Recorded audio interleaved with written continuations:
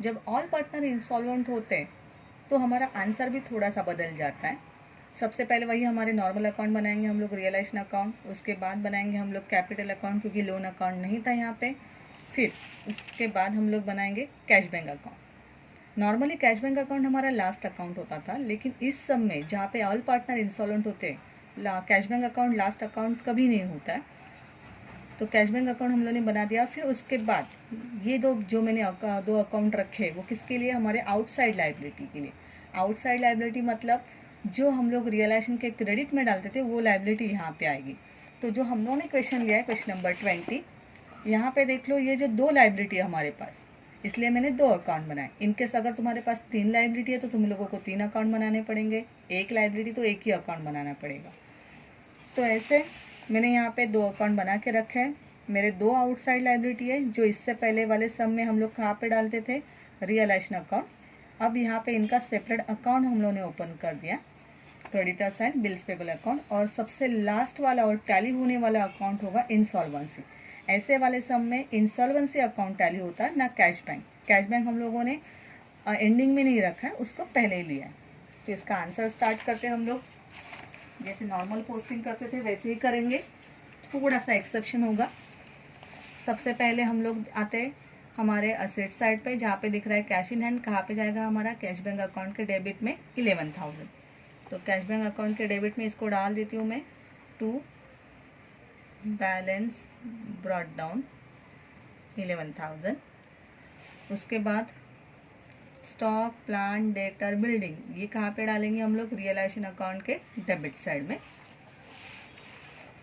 तो realisation account के debit side में टू असेट अकाउंट लिखने के बाद वो असेट डाल देंगे हम लोग। सबसे पहले असेट था स्टॉक 12,500, फिर प्लांट 26,700, फिर डेटर्स है 16,900, बिल्डिंग 18,900। अगर इनकी हम लोग टोटल करेंगे तो ये टोटल मिल जाएगी हमें 75,000। फिर सब असेट डालने के बाद हमारे पास बचा है प्रॉफिट एंड लॉस अकाउंट। ये कहाँ पे डालते हैं हम लोग, कैपिटल अकाउंट के डेबिट साइड में। कितना डिस्ट्रीब्यूट करना है हमें, 9,000। तो कैपिटल अकाउंट के डेबिट साइड में लिखेंगे हम लोग to profit and loss account, और अमाउंट कितनी है इसकी, 9,000, जो हमें तीनों पार्टनर में कैसे बांटनी है, इक्वली। तो 9,000 अगर तीनों पार्टनर में इक्वली हम लोग डिस्ट्रीब्यूट करेंगे तो आ जाएगा 3,000 ईच। फिर हमारी असेट साइड तो कंप्लीट हो गई। अभी आते हैं हम लोग लाइबिलिटी साइड पे। सबसे पहले कैपिटल कहाँ पे जाएगा, पीसी अकाउंट के ही क्रेडिट में। लिख लेते हैं हम लोग by balance brought down. Shiv की अमाउंट है 9,800, सदाशिव की 9,100 एंड सदानंद की 6,100। फिर उसके बाद कैपिटल जाने के बाद यहाँ पे एक रिजर्व पीएनएल कुछ नहीं है, तो ये 2 ही आइटम है। और ये कहाँ पे जाएगी अभी, उनके स्पेसिफिक अकाउंट के क्रेडिट साइड में। ये अभी रियलाइजेशन के अकाउंट के क्रेडिट साइड में हम लोग नहीं डालने वाले। तो क्रेडिटर्स के अकाउंट में जाएगा 50,000 और बिल्स पेबल के अकाउंट में जाएगा 20,000। क्रेडिटर्स में 50 और बिल्स पेबल में 20। यहाँ पे भी सेम चीज़, उस आइटम का नाम क्रेडिटर्स था, अकाउंट का नाम भी क्रेडिटर्स ही है, इसलिए हम लोग लिखेंगे यहाँ पे बैलेंस ब्रॉट डाउन। यहाँ पे भी बैलेंस ब्रॉट डाउन। क्रेडिटर्स की अमाउंट हमारी थी 50,000 और बिल्स पेबल की हमारी अमाउंट थी 20,000। तो इस तरह से हमारी पोस्टिंग पूरी हुई। यहाँ पे ये चीज़ हमें थोड़ी सी अलग है, बस बाकी सब पोस्टिंग नॉर्मल ही है, सिर्फ इस चीज़ के ऊपर हमें ध्यान देना है बराबर से। अभी एडजस्टमेंट की तरफ आते हैं हम लोग। यहाँ पे तो कुछ इफेक्ट नहीं लिखा है हम लोगों ने, पहले एडजस्टमेंट का इफेक्ट असेट रियलाइज का ही लिख के रखा है। क्या इफेक्ट जा रहा है हमारा, रियलाइजेशन अकाउंट के क्रेडिट में और कैश बैंक के डेबिट में, तो डाल देते हैं हम लोग रियलाइजेशन के क्रेडिट में एंड कैश बैंक के डेबिट में। रियलाइजेशन के क्रेडिट में लिखेंगे हम लोग बाय कैश बैंक, और कैश बैंक में लिखेंगे हम लोग टू रियलाइजेशन अकाउंट ब्रैकेट में वेरियस असेट। इसमें सबसे पहले असेट का नाम आ रहा है बिल्डिंग, फिर मशीनरी, फिर डेटर्स, वही लिख लेते हैं हम लोग। बिल्डिंग, बिल्डिंग के अमाउंट है हमारे 10,900। फिर मशीनरी, मशीनरी के अमाउंट है हमारे 8,200। और फिर डेटर्स जिसके अमाउंट है हमारे 6,800। अगर हम लोग इनकी टोटल करेंगे तो हमें मिल जाएगा 25,900, जिसका सेकंड इफेक्ट हम लोग कैश बैंक में डालने वाले 25,900। इस तरह से हमारी फर्स्ट एडजस्टमेंट कंप्लीट हो गई। अभी आते हैं हम लोग सेकंड एडजस्टमेंट में। सेकंड एडजस्टमेंट में लिखा है realisation expense amount to ₹1,300। Effect है हमारा realisation account debit, cash bank account credit. तो रियलाइजेशन अकाउंट के डेबिट साइड में एंड कैश बैंक अकाउंट के क्रेडिट साइड में। कैश बैंक में नाम लिखेंगे हम लोग रियलाइजेशन का, और रियलाइजेशन में नाम लिखेंगे हम लोग कैश बैंक का। और ये एडजस्टमेंट किसके ऊपर थी हमारी, रियलाइजेशन एक्सपेंस, तो उसको ब्रैकेट में लिख लिया हम लोगों ने। रियलाइजेशन एक्सपेंस की अमाउंट थी हमारी 1,300, दोनों जगह पे वही डाल दिया हम लोगों ने। यहाँ पे भी ब्रैकेट में लिखो रियलाइजेशन एक्सपेंस 1,300। और फिर सबसे लास्ट वाली हमारी इंसॉल्वेंसी के एडजस्टमेंट, जिसमें लिखा है कि सदानंद से कुछ नहीं मिलने वाला है और शिव और सदाशिव से कितना मिलने वाला है, 1,100 एंड 900। जिसका इफेक्ट कहाँ पे डालने वाले हम लोग कैश बैंक अकाउंट के डेबिट में और पीसीए अकाउंट के क्रेडिट में। तो कैश बैंक अकाउंट के डेबिट में लिखते हम लोग to capital account, and capital में लिखेंगे हम लोग by cash bank account. Shiv से हमें अमाउंट मिलने वाली थी 1,100 और सदाशिव से 900, तो वही लिख लेते हम लोग 1,100 एंड 900। इनकी टोटल डायरेक्टली यहाँ पे डाल देते हैं हम लोग। 1,100 एंड 900 की टोटल आ रही है 2,000, वो डाल दिया हम लोगों ने। तो इस तरह से एडजस्टमेंट तो हमारी कंप्लीट हो गई। फिर इसके बाद हम लोग बुक क्लोज कर लेते हैं सबके सब। सबसे पहले हम लोग हमारा रियलाइजेशन अकाउंट क्लोज कर देते हैं। कोई इनर कॉलम में कुछ अमाउंट नहीं है, सबकी टोटल आउटर कॉलम में आ चुकी है। तो यहाँ पे स्पेसिफिकली दिख रहा है कि हमारे डेबिट साइड ही बड़ी है, क्रेडिट साइड हमारी स्मॉलर है। तो इसकी टोटल कर लेते हैं हम लोग। इसकी टोटल आ रही है 76,300। बिगर कॉलम की टोटल हम लोगों ने दोनों जगह पे लिख ली 76,300। 76,300 से हम लोग 25,900 माइनस करेंगे, हमें मिल जाएगा 50,400। इसको कहाँ पे डिस्ट्रीब्यूट करते हैं हम लोग, हमारे कैपिटल अकाउंट में। चाहे तो यहाँ पे लिख लो, बैलेंस लिख सकते हो या लॉस भी लिख सकते हो। ये 50,400 हमें हमारे तीनों पार्टनर में क्या करना पड़ेगा, डिस्ट्रीब्यूट, और वो भी रेशो क्या था इनका, इक्वली। तो यहाँ पे लिखा है बाय कैपिटल, तो कैपिटल में लिखेंगे हम लोग टू रियलाइजेशन अकाउंट, ब्रैकेट में बैलेंस। और अभी 50,400 अगर हम लोग तीनों पार्टनर्स में बांट देंगे, डिस्ट्रीब्यूट करेंगे, तो आ जाएगा 16,800 ईच। हर पार्टनर्स में डिस्ट्रीब्यूट होगा 16,800। चलो रियलाइजेशन अकाउंट टैली हो गया। अभी हमें क्लोज करना है हमारा कैपिटल अकाउंट। जब ऑल पार्टनर इंसॉल्वेंट होते हैं, नॉर्मली इनकी डेबिट साइड ही बड़ी होती है। यहाँ पे भी देख सकते हैं आप लोग, इनकी सब की डेबिट साइड बड़ी है, क्रेडिट साइड इनकी स्मॉलर है।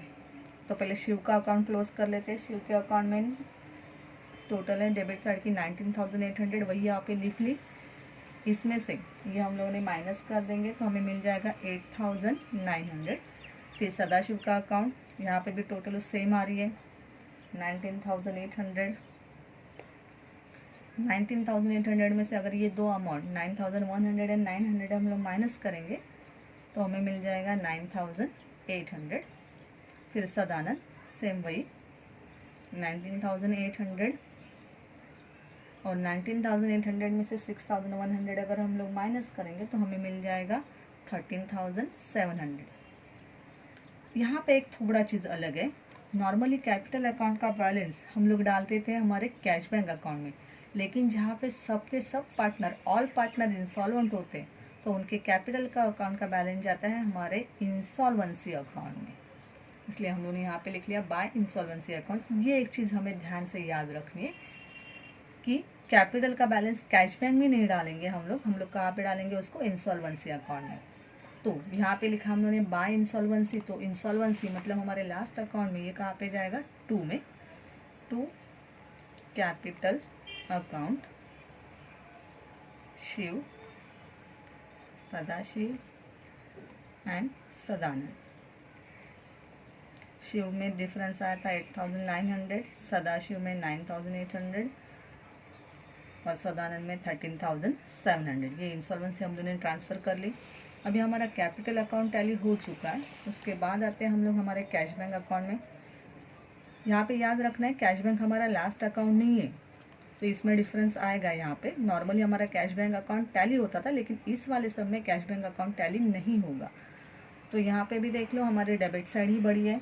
डेबिट साइड की टोटल आ रही है हमारी 38,900, वही हम लोग ने यहाँ पे लिख ली। फिर 38,900 से अगर हम लोग 1,300 माइनस करेंगे हमें मिल जाएगा 37,600। और ये डिफरेंस हम लोग कहाँ पे डालने वाले हैं, तो ये जो हमारे दो आउटसाइड लाइबिलिटी अकाउंट थे इसमें हमें बाय इनको डिस्ट्रीब्यूट करना पड़ेगा। तो यहाँ पे लिख लेते हैं हम लोग by creditors account and bills payable account. यहाँ पे दो इसलिए मैंने दो का नाम लिखा है। इनकेस हमारे पास 3 अकाउंट होते तो मैं 3 का नाम लिखती थी। अगर एक ही अकाउंट सिर्फ क्रेडिटर्स होता तो मैं सिर्फ क्रेडिटर्स अकाउंट लिखती थी। तो ये 37,600 हमें क्रेडिटर्स एंड बिल्स पेबल में डिस्ट्रीब्यूट करना है। लेकिन यहाँ पे हम लोग हमारा कैपिटल रेशो यूज़ नहीं कर सकते। तो यहाँ पे अमाउंट कितनी हमारे 37,600, इसका डिस्ट्रीब्यूशन हम लोग देख लेते हैं। हमारी अमाउंट है 37,600, जिसको हमें डिस्ट्रीब्यूट करना है क्रेडिटर्स में एंड बिल्स पेबल में। इसके लिए हम लोग उनका इंटरनल रेशो लेते हैं, या उसको प्रो राटा रेशो या प्रोपोर्शनेट रेशो भी बोल सकते हैं। इसके लिए क्या करेंगे हम लोग, क्रेडिटर्स की अमाउंट लिखेंगे 50,000, बिल्स पेबल की अमाउंट कितनी थी हमारी 20,000, वो लिख लेंगे।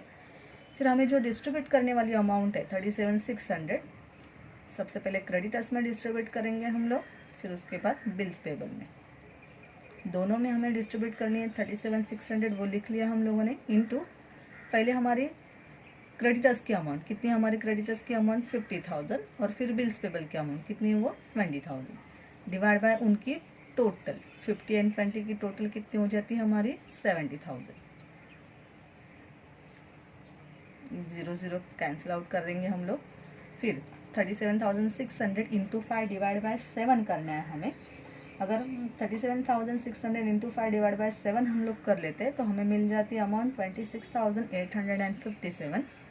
एंड 37,600 इंटू 2 डिवाइड बाय 7 करेंगे हम लोग तो हमें अमाउंट मिल जाएगी 10,743।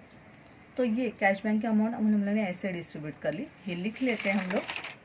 यहाँ पे by creditors and bills payable था, तो क्रेडिटर्स और बिल्स पेबल में डेबिट में जाएगा इस अकाउंट का नाम, जिसका नाम क्या था, cash bank. To cash bank account, to cash bank account 37,600 इसमें आ गया, क्रेडिटर्स में आ गया 26,857 और इसमें 10,743, 26,857 एंड 10,743। उसके बाद अकाउंट क्लोज करेंगे हम लोग।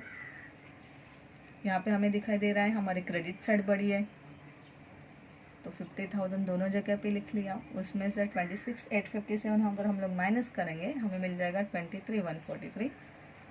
यहाँ पे भी हमारी क्रेडिट साइड ही बड़ी है। 20,000 में से 10,743 अगर हम लोग माइनस कर देंगे तो हमें मिल जाएगा 9,257। और ये दोनों भी अभी बैलेंस अमाउंट हम लोग ट्रांसफ़र करेंगे हम लोग हमारे लास्ट अकाउंट में, जिसका नाम है इंसॉल्वेंसी अकाउंट। यहाँ पे लिखा हमने 2 इंसॉल्वेंसी, यहाँ पे भी लिखा हमने 2 इंसॉल्वेंसी। तो इस इंसॉल्वेंसी को डालेंगे, इसको हम लोग डिस्ट्रीब्यूट ट्रांसफ़र करेंगे हमारे इंसॉल्वेंसी अकाउंट में। यहाँ पे लिखेंगे हम लोग बाय क्रेडिटर्स अकाउंट, क्योंकि क्रेडिटर्स से वो अमाउंट आ रही है हमारी 23,143। और यहाँ पे डालेंगे हम लोग बिल्स पेबल में, बिल्स पेबल का नाम बाय बिल्स पेबल अकाउंट 9257। अब इस अकाउंट के हमें टोटल करनी, ये सबसे लास्ट वाला अकाउंट है, मतलब ये टैली होना चाहिए हमारा। अगर मैं क्रेडिट साइड की टोटल कर रही हूँ तो मुझे मिल रहा है 32,400, और अगर डेबिट साइड की भी टोटल कर रही हूँ तो भी हमें मिल जाएगा 32,400। तो इस तरह से जब ऑल पार्टनर इंसॉल्वेंट होते हैं सम हमारा सॉल्व किया जाता है, जो थोड़ा सा अलग है हमारे पहले वाले सम से।